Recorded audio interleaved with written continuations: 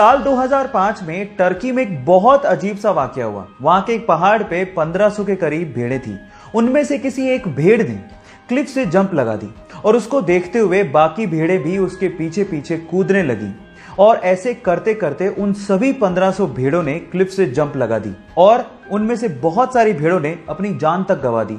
Last में कुछ भेड़ें इसलिए बच गई थी क्योंकि जब वो कूदी तो वो एक्चुअली बाकी भेड़ों की डेड बॉडी पे कूदी थी। गाइस, आपने एक कहावत तो सुनी होगी, भेड़ चाल, पता नहीं कहां जा रहे हैं, बस जा रहे हैं एक दूसरे के पीछे। गाइस, एक कहावतें ऐसी नहीं बनी है और ये वाकया, टर्की का ये वाकया वाकई में इस कहावत को सार्थक करता हुआ दिखाई भी देता है। आपको ये वाकया सुन के कैसा लगा, चैट सेक्शन में लिखना मत भूलिएगा। गाइस, नीट 2020 के एग्जाम में उड़ीसा के शोएब आफ्ताब ने और यूपी की आकांक्षा सिंह ने इतिहास रच दिया, क्योंकि इसके पहले तक ऐसा कभी नहीं हुआ कि किसी स्टूडेंट ने मेडिकल एंट्रेंस एग्जाम में पूरे में से पूरे मार्क्स यानी कि 720 में से 720 मार्क्स बनाए हों। है ना अमेजिंग। लेकिन सवाल यह है कि शोएब और आकांक्षा दोनों के ही 720 मार्क्स थे, तो फिर शोएब को रैंक 1 और आकांक्षा को रैंक 2 क्यों दिया गया? उसके पीछे का रीजन मैं आपको बताता हूं। सबसे पहले इन दोनों के बायोलॉजी के मार्क्स, फिर फिजिक्स के मार्क्स और फिर केमिस्ट्री के मार्क्स कंपेयर किए गए और वो इक्वल थे। और फिर उसके बाद एज का क्राइटेरिया लगाया गया, जिसमें शोएब चूंकि आकांक्षा से बड़े थे तो उन्हें रैंक 1 दिया गया और आकांक्षा को रैंक 2। अब आप इसका रीजन जानते हैं। बहरहाल दोनों ही हमारे लिए टॉपर हैं और दोनों को ही मेरी तरफ से best of luck for the future. Guys, आज वर्ल्ड के बहुत सारे देश पोलियो बीमारी से मुक्त हो चुके हैं, जिसमें से एक हमारा देश भी है। लेकिन क्या आपको पता है कि पॉसिबल कैसे हुआ? यह पॉसिबल हुआ एक बंदे की महान सोच की वजह से। कैसे?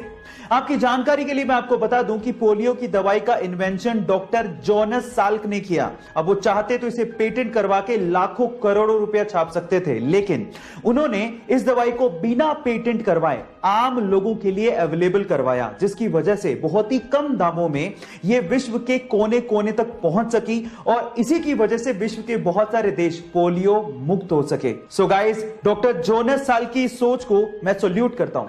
ऐसे अमेजिंग वीडियोस के लिए YouTube पे हमारे चैनल को सब्सक्राइब कर लीजिए और अगर आप Instagram पे देख रहे हैं तो मुझे फॉलो करना मत भूलिएगा। मिलते हैं अगली वीडियो में।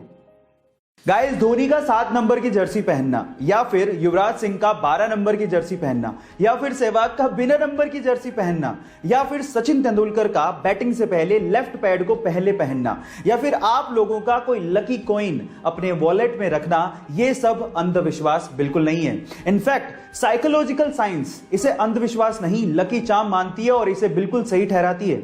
साइकोलॉजिकल साइंस ये कहती है कि अगर कोई इंसान लकी चार्म अपने पास रखता है और उस लकी चार्म पे पूरा विश्वास रखता है तो डेफिनेटली उसका काम अच्छे से बन ही जाता है। सो गाइस, आप कौन सा लकी चार्म अपने पास रखते हैं या किस चीज को आप अपना लकी चार्म मानते हैं, चैट सेक्शन में जरूर लिखिएगा। और ऐसे इंटरेस्टिंग फैक्ट्स के लिए YouTube पे हमारे वीडियो को सब्सक्राइब कर लीजिए और अगर आप Instagram पे देख रहे हैं तो मुझे फॉलो करना मत भूलिएगा। मिलते हैं अगली वीडियो में। गाइस, जब भी आप बाहर जाएं घूमने के लिए तो आप एक चीज नोट करेगा कि ऐसे बहुत सारे लोग आपको मिलेंगे जिन्होंने जूते तो पहन रखे होंगे लेकिन जूतों के साथ जुराबें नहीं पहन रखी होंगी। मे भी आप भी उनमें से एक हों। लेकिन मैं आपकी जानकारी के लिए आपको बता दूं कि बहुत सारे हेल्थ एक्सपर्ट्स इसे ठीक नहीं मानते।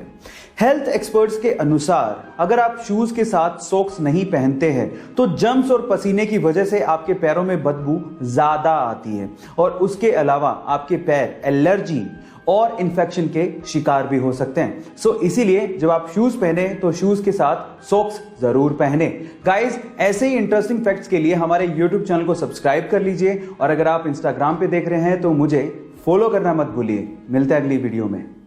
गाइस, जिंदगी के बहुत सारे इमोशंस में, जैसे कि खुशी में या गम में या फिर फ्रस्ट्रेशन में, हमें रोना आ जाता है। सही है। अब मेरे पास एक ऐसा तरीका है जिससे आप ये चेक कर सकते हो कि सामने वाला इंसान खुशी में रो रहा है या गम में रो रहा है या फिर फ्रस्ट्रेशन में रो रहा है। तो वो क्या तरीका है मैं आपको बताता हूं। अगर कोई इंसान रोना शुरू करे और उसका पहला आंसू उसके राइट आंख से निकले तो इसका मतलब वो खुशी में रो रहा है। अगर कोई इंसान रोना शुरू करे और उसका पहला आंसू लेफ्ट आंख से निकले तो इसका मतलब वो गम में रो रहा है। और अगर कोई बंदा रोना शुरू करे और दोनों आंखों से एक साथ आंसू निकल रहे हो तो इसका मतलब वो फ्रस्ट्रेशन में रो रहा है ना अमेजिंग फैक्ट। इनफैक्ट इसके पीछे एक रिसर्च भी है, ये ऐसे ही नहीं पता किया गया है। गाइस, ऐसे इंटरेस्टिंग फैक्ट्स के लिए YouTube पे हमारे चैनल को सब्सक्राइब कर लीजिए और अगर आप Instagram पे देख रहे हैं तो मुझे फॉलो करना मत भूलिएगा। मिलता है अगली वीडियो में। गाइस, ये घटना है ऑस्ट्रेलिया की, जहां पे एक महिला ने घोड़े की रेस में $825 की एक इनामी राशि जीती। अब खुशी इतनी ज्यादा थी कि ना आव देखा ना ताव, और उस महिला ने जिस टिकट से $825 की इनामी राशि जीती थी उसके साथ सेल्फी लेके फेसबुक पे अपलोड की और कैप्शन में लिखा कि यही वो टिकट है जिसने मुझे $825 जितवाए हैं, और स्माइल के साथ फोटो डाल दी। अब थोड़ी देर में एक बंदे ने उस टिकट को डाउनलोड किया और उस पर एक बारकोड था जिसे स्कैन किया और सारी पेमेंट अपने अकाउंट में ट्रांसफर कर ली।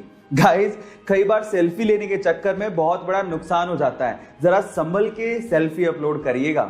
इसी तरह की इंटरेस्टिंग स्टोरीज जानने के लिए यूट्यूब पे हमारे चैनल को सब्सक्राइब कर लीजिए, और अगर आप इंस्टाग्राम पे देख रहे हैं तो मुझे फॉलो करना मत भूलिएगा। मिलते हैं अगली वीडियो में। गाइज, अगर आप एरोप्लेन पे ट्रैवल किए हो तो आपको ये पता ही होगा कि बहुत सारी चीजें एरोप्लेन में अलाउड नहीं होती, और उन्हीं में से एक है मर्क्यूरी वाला थर्मोमीटर। जी हाँ, मर्क्यूरी वाला ये पुराना थर्मोमीटर आप एरोप्लेन में नहीं लेके जा सकते। उसके पीछे का रीजन क्या है मैं आपको बताता हूं। एक्चुअली एरोप्लेन में बहुत सारा हिस्सा एल्यूमिनियम का बना होता है, और आपकी जानकारी के लिए मैं आपको बता दूं कि मर्क्यूरी एक ऐसा लिक्विड मेटल है जो कि एल्यूमिनियम के साथ तुरंत कंबाइन होके उसमें जंग लगा देता है, उसे गलाना शुरू कर देता है। मजे की बात यह है कि मर्क्यूरी इसमें खुद को कंज्यूम करता ही नहीं है, और वो तब तक एल्यूमिनियम के साथ रिएक्ट करता रहता है जब तक वो पूरी तरह से गल नहीं जाए। अब आप सोच ही लीजिए कि अगर मर्क्यूरी का एक छोटा सा बूंद भी एरोप्लेन में गिर गया तो क्या हालात होंगे। गाइस, ऐसे ही इंटरेस्टिंग फैक्ट्स के लिए यूट्यूब पे हमारे चैनल को सब्सक्राइब कर लीजिए, और अगर आप इंस्टाग्राम पे देख रहे हैं तो मुझे फॉलो करना मत भूलिए। मिलते हैं अगली वीडियो में।